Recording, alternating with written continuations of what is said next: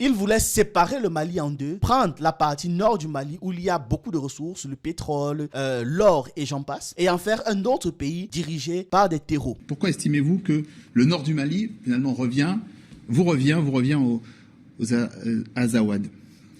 Le mouvement national de libération de l'Azawad a pris en son sein tout ce qui s'est passé comme oppression, comme injustice à l'égard du peuple de l'Azawad avec toutes ses composantes. Ce n'est pas une rébellion touareg, c'est une révolution populaire dans laquelle se retrouvent toutes les communautés qui composent l'Azawad. Des Fama, une armée forte qui fait revenir la paix sur nos terres. En région de Tombouctou, des ex-combattants du Front de libération de l'Azawad ont déposé les armes. C'est pour dire que le processus de paix et de développement du pays est en marche. Ils ont été accueillis avec armes et bagages au niveau de la région militaire numéro 5. Avec dignité et respect, ces derniers invitent les autres à rejoindre la République du Mali. Plus de détails depuis Tombouctou avec Idrissa Boulou Sissoko. Enquête du soutien envers l'AES en France pour revenir en Afrique, particulièrement dans un des pays de l'AES au Mali, où un gros événement s'est passé. Un événement qui démontre une fois de plus l'avancée et les résultats que nous avons quand on décide de se mettre ensemble et de travailler pour nos intérêts. Voilà. Est-ce que vous vous rappelez de l'Azawad? C'est-à-dire un pays fictif que l'on voulait créer au Mali. Donc, il voulait séparer le Mali en deux, prendre la partie nord du Mali où il y a beaucoup de ressources, le pétrole, l'or et j'en passe, et en faire un autre pays dirigé par des terreaux. Vous vous rappelez de ça? On revient maintenant sur l'information du jour au Mali. Ces rebelles MLNA qui proclament la sécession du nord du pays. Nous pourrons en parler sur ce plateau avec nous Moussa Al-Sarid. Je prononce bien? Oui, merci. Alors c'est le porte-parole du MLNA en France. Bonjour. Bonjour. Merci de répondre à nos questions. D'abord, pourquoi estimez-vous que le nord du Mali finalement vous revient aux Azawad? Le mouvement national de libération de l'Azawad a pris en son sein tout ce qui s'est passé comme oppression, comme injustice à l'égard du peuple de l'Azawad avec toutes ses composantes. Ce n'est pas une rébellion touareg, c'est une révolution populaire dans laquelle se retrouvent toutes les communautés qui composent l'Azawad. Et nous avons tout essayé, souvent en ayant pris des armes, mais beaucoup plus de manière pacifique. Nous sommes arrivés à une impasse et nous avons décidé d'engager des vies humaines pour combattre l'armée malienne d'occupation du territoire. Sur ce territoire-là, nous avons décidé de nous battre pour instaurer un État. Dans cet État, les populations pourront vivre dignement et librement sur le territoire de leurs ancêtres. Voilà, globalement, vous avez compris ce qui se passe donc. Dans la politique occidentale de vouloir toujours diviser, subdiviser les pays africains, ils étaient partis du principe qu'ils allaient diviser, comme vous pouvez voir sur la carte là, le Mali en deux, et transformer donc la partie en orange clair là, en Azawad, un autre pays, et puis ils allaient inventer tout un truc lié au pays, et ne vous inquiétez pas, ils avaient des trucs en béton armé. Ouais, c'est un autre peuple, terre des ancêtres, ils sont divisés du Mali, c'est pas le même peuple, exactement comme aujourd'hui on essaie de faire croire que le Sénégal, le Niger, le Burkina Faso, le Mali ne sont pas le même peuple. D'ailleurs, Bénin même, Côte d'Ivoire, tout ça, c'est le même peuple. Tout ça, ce sont les mêmes peuples. Absolument tout ça. Petite pause. Sachez que vous pouvez souscrire à la chaîne pour 3 € et pour 10 € par mois et avoir du contenu exclusif en fonction du forfait. Tous les membres qui ont payé un abonnement peuvent rejoindre le groupe Telegram où j'ai déjà partagé plus de 150 vidéos qui ne sont plus sur la chaîne. Et dans ce groupe, je partage régulièrement ce que je ne peux pas publier sur YouTube. Et pour ceux qui veulent apprendre, nous avons de nouvelles formations. En plus de celles qui vous apprend à faire une chaîne YouTube rentable, on a rajouté des formations en montage vidéo, en conception de miniatures et en écriture de vidéos.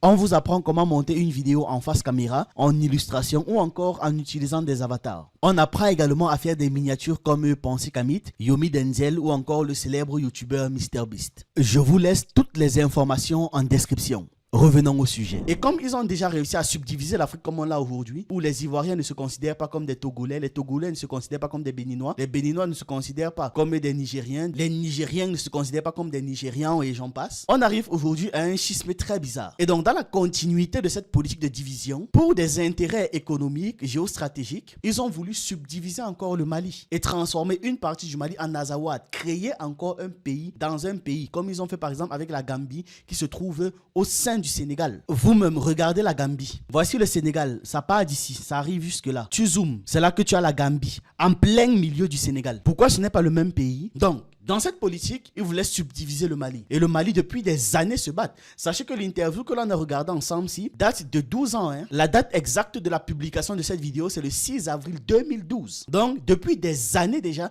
le Mali est en train de se battre contre cette affaire de vouloir subdiviser son territoire. Depuis des années. Et aujourd'hui, depuis que le Mali a décidé de prendre ses responsabilités, depuis que le peuple malien, accompagné des dirigeants actuels, se battent bec et ongle pour leur souveraineté, les résultats se font de plus en plus sentir. Bizarrement, c'est quand un certain pays occidental n'est plus là que des résultats se font sentir. Vous pensez que c'est une coïncidence? Des FAMA, une armée forte qui fait revenir la paix sur nos terres. En région de Tombouctou, des ex-combattants du Front de libération de l'Azawad ont déposé les armes. C'est pour dire que le processus de paix et de développement du pays est en marche. Ils ont été accueillis avec armes et bagages au niveau de la région militaire numéro 5. Avec dignité et respect, ces derniers invitent les autres à rejoindre la République du Mali. Plus de détails depuis Tombouctou avec Idrissa Boulou Sissoko. Dont 5 physiquement. Bravo là-bas. C'est magnifique. Dont 5 physiquement présents du Front de libération de l'Azawad qui se rendent avec armes et bagages aux autorités militaires de la 5e région. Ils étaient équipés d'un véhicule avec un 12-7, un PKM, 5 PM et plusieurs munitions. Ces désormais ex-combattants entendent s'insérer dans le processus de paix et de développement du pays. Nous sommes retournés à la République pour notre dignité, la dignité de notre cher pays et celle de nos familles. Nous sommes là à cause du respect de l'héritage que nous ont laissé nos ancêtres. Et nous sommes revenus en toute sincérité, parce que nous sommes conscients que le désordre ne construit pas les nations. Nous sommes très fiers de notre République et de nos autorités actuelles. Nous saluons le commandant militaire qui nous a réussi et nous saluons tous ces éléments. Je termine en disant que nous sommes retournés dans notre République et celui qui n'aime pas ça, qu'il meurt dans sa colère. Mon message à ceux qui restent en dehors des rangs de la République est le suivant. Si vous avez de la dignité, retournez dans votre pays. Quittez la rébellion et le banditisme. Quittez les rangs des trafiquants de drogue, des criminels et des terroristes. Et retournez dans votre pays pour vivre dans la liberté et dans la dignité. Le traitement que nous avons reçu depuis notre arrivée ici est excellent et fraternel. Je réitère encore une fois mes remerciements et ma considération au commandant militaire qui nous a réservé un accueil respectueux. Ainsi, je remercie tous ces éléments. Au cours de ces différentes patrouilles dans le cadre de la sécurisation du secteur 3 de l'opération Maliko, un jeune de 18 ans a été arrêté en possession d'un talkie-walkie qui lui servait à donner des informations aux groupes armés terroristes sur les mouvements de l'armée. Après plusieurs jours de détention, il a été libéré et remis à ses parents. Il s'engage à s'éloigner des groupes armés terroristes. J'ai été arrêté dans un petit village appelé Marache dans la zone de l'Éré. Depuis que les femmes m'ont arrêté en possession d'un talki, je suis bien traité ici et rien de mal ne m'est arrivé. Le message que je lance aux jeunes, c'est de cesser de suivre ces groupes armés terroristes et de revenir vers l'armée, de les aider dans la mission pour instaurer la paix et la stabilité vers un Mali uni et fort. C'est une excellente chose qu'ils sont en train de faire là, de faire en sorte que le message qui demande aux terreaux d'arrêter soit dit par les terreaux eux-mêmes. Là, ça fait en sorte que émotionnellement, tu te dises, mais si lui il a arrêté qu'on ne lui a rien fait, gars, c'est peut-être le moment que nous aussi on arrête. Au moins qu'on essaie de faire quelque chose de positif. Parce que parfois, ce qui motive, c'est le fait de penser qu'ils arrêtent, ils sont finis, donc brûler pour brûler. Vu qu'ils sont dos au mur, autant continuer. Et c'est pour ça qu'une des leçons de guerre, c'est d'éviter d'acculer l'ennemi. Donc de mettre la pression à l'ennemi, de sorte que l'ennemi soit dos au mur et ne puisse plus fuir. Donc, il n'y a pas d'échappatoire. Quand vous faites en sorte que votre ennemi n'ait pas d'échappatoire, c'est mauvais. C'est très mauvais. Le truc, c'est que, vu qu'il va de toute façon être éliminé, autant mieux, il donne tout ce qu'il a et il part en faisant le maximum de dégâts. Pour éviter ça, tu laisses des échappatoires, tu laisses l'ouverture, de telle sorte que la peur le pousse à abandonner. Et c'est ce qu'ils ont fait. C'est très bien pensé pour le Mali. Excellemment bien pensé d'ailleurs. Et on voit ça depuis des mois, il y a de plus en plus de terreaux qui déposent les armes. Ça veut dire que la stratégie fonctionne. Donc, bien joué. Une autre dame et son père ont été arrêtés en possession d'armes de guerre et de moyens de communication. Les femmes nous ont arrêtés, moi et mon père, en possession d'un talki et d'une arme de guerre. Depuis qu'on nous a menés ici, nous sommes bien traités, rien de mal ne nous est arrivé jusqu'à présent. Le message que j'ai à lancer aux gens qui sont dans la même situation que nous, c'est de revenir vers nos autorités, de les aider pour que la paix et la stabilité puissent régner et de cesser d'aider ces groupes terroristes et qui continuent toujours quand même à faire du mal à nos populations et d'aider l'armée pour que la paix et la stabilité, le vivre ensemble puissent régner, pour que nous puissions amener nos animaux en pâturage là où nous voulons et quand nous voulons. Je remercie les autorités. Et aussi, beaucoup de personnes vont critiquer les gens qui entrent dans les groupes terreaux. C'est normal. C'est pas du tout des enfants de cœur. Ils sont dans des groupes très violents, très méchants et j'en passe. Sauf que, comme je l'ai dit à plusieurs reprises, il n'y a personne dont le projet de vie quand il était petit, c'était de devenir terreau. Généralement, ce sont des circonstances de la vie qui poussent à ce genre de trucs. C'est pour ça que ce sera beaucoup plus courant, par exemple, de voir des pays africains où il y a une pauvreté extraordinaire, où une élite se gave de tout, consomme tout, prend tout et laisse la population livrée elle-même dans une misère morbide, que des gars, parce qu'ils veulent survivre, se font facilement recruter. Donc, étant donné l'actuelle orientation de l'AES, le Mali ici, le cas particulier, étant donné la nouvelle orientation, la façon dont ils encadrent socialement des individus, il n'y a plus aucune raison pour ces personnes-là qui entraient à la base pour des problèmes de famine, de misère, pour des questions de survie, d'y rester. Il n'y a plus de raison. Les gens n'entrent pas dans ces groupes parce qu'ils aiment abattre d'autres, non. C'est simplement parce qu'on leur fait comprendre que c'est le seul moyen pour eux de s'en sortir. Pour beaucoup d'entre eux, du moins, je ne dis pas tout. Oui, je sais. Je ne parle pas de manière générale, mais je parle de la majorité des individus, la majorité des personnes. Dans les gens, dans ces groupes, il y a toujours des gars qui sont foncièrement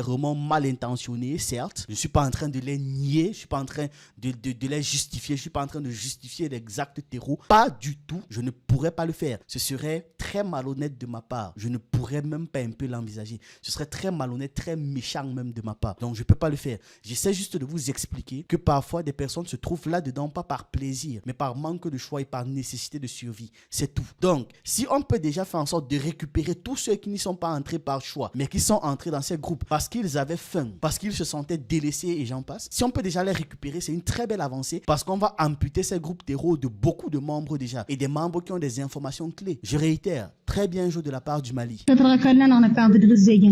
Cette reddition et différentes actions survenues dans le secteur de l'opération Maliko prouvent à suffisance que le travail des hommes sur le terrain est en train de porter fruit et s'inscrivent en droite ligne des objectifs fixés par la hiérarchie militaire dans le cadre de la lutte contre le terrorisme. Par rapport à cette action, c'est une initiative salutaire qui est encouragée au plus haut niveau par les plus hautes autorités. Et c'est aussi le résultat des efforts déployés par les autorités politiques et militaires, et ce qui nous a amené à ce résultat aujourd'hui. Donc nous pouvons nous féliciter des efforts déployés, des instructions transcrites en ordre par l'état-major général au théâtre et puis depuis le théâtre jusqu'au niveau des secteurs. Donc par rapport à ces éléments aussi qui sont arrivés, c'est les frères, nous leur disons qu'ils soient les bienvenus. Et pour ceux qui sont qui sont encore en train de réfléchir, nous leur disons que la porte est grandement ouverte. Et à notre niveau, au niveau des secteurs, ce que nous pouvons les assurer, nous pouvons garantir leur sécurité, leur trouver un endroit où loger ou manger en attendant les décisions des plus hautes autorités. Pour nous, il est grand temps que tout le monde revienne au bercail et que nous puissions ensemble poursuivre avec le développement socio-économique et culturel de la région de Tombouctou. Ces actions sont une invite aux autres combattants qui désirent rejoindre la République. Non, c'est beau. C'est magnifique, c'est magnifique. C'est très beau même. On va s'arrêter là pour cette vidéo. On ne peut qu'encourager et partager ce qui est en train de se faire. J'attends vos avis, vos analyses en commentaire et on se retrouve dans une prochaine vidéo.